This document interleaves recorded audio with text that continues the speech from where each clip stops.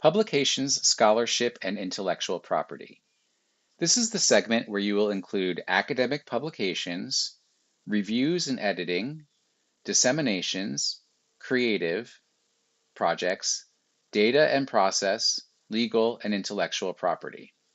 Note that any conference presentations, keynotes, or invited talks have been moved to other professional activities. For publications, scholarship, and intellectual property, I'm going to click on Review Add, noting that I have 6 items listed here. I'll be taken to this segment. Within these sections, there is always a caret on the right-hand side when I have data in each section that I can use to collapse that section if I want to review other sections at that time. Leave this open. Note that I have a bunch of journal articles here, 6 journal articles. I have an option here that if these articles are peer-reviewed, I can click on Bulk Update Peer-Reviewed checkbox so that they will either all be peer-reviewed by clicking up here, or clicking any individual articles that are peer-reviewed, and leaving any that were not peer-reviewed blank. Once I have completed marking any as peer-reviewed or not peer-reviewed, I can click on Save, and that information will be updated.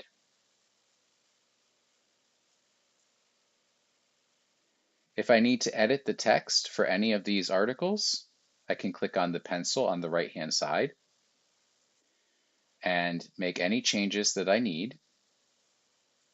Note that anything with a red asterisk is required information, and any of the dates will fall within any of the dates, if they do not fall within the time period that has been selected for this faculty activity report, if you move them outside of that time period, they will not display on this year's report.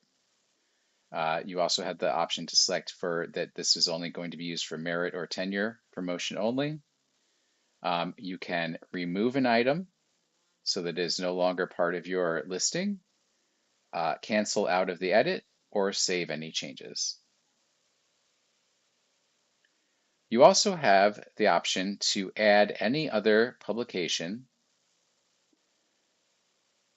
by clicking Add a Publication, selecting a category. So we have academic publications, review and editing, dissemination, creative, data and process, legal, and IP. And then we have a publication type under these sections: abstract book, book chapter, conference output, dissertation, preprint working paper. As another example, if I select creative, of the option for artistic output or performance, etc., etc. That's how these will match up. And the output will be segmented based on the primary category and then the subtype under that category. If I was going to add a book chapter, you can select there. Note that we have a red asterisk for both of these when we're adding something, so these have to be selected. You can enter ISBN DOI PMID, and then if you enter information here, it can do auto population. It'll pre-populate the data for you.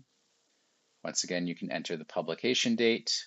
We do sort the output based on publication date, and once again, if you enter a publication date that is outside of the time period selected for the faculty activity report, it will not appear on your report. And then the citation information, this is where you put in the detail, the appropriate detail for the publication you are including. Checkbox, and then once again, you can choose to remove completely, cancel out, or save any changes. And that works for all of the different types of publications or anything that falls within these publication areas.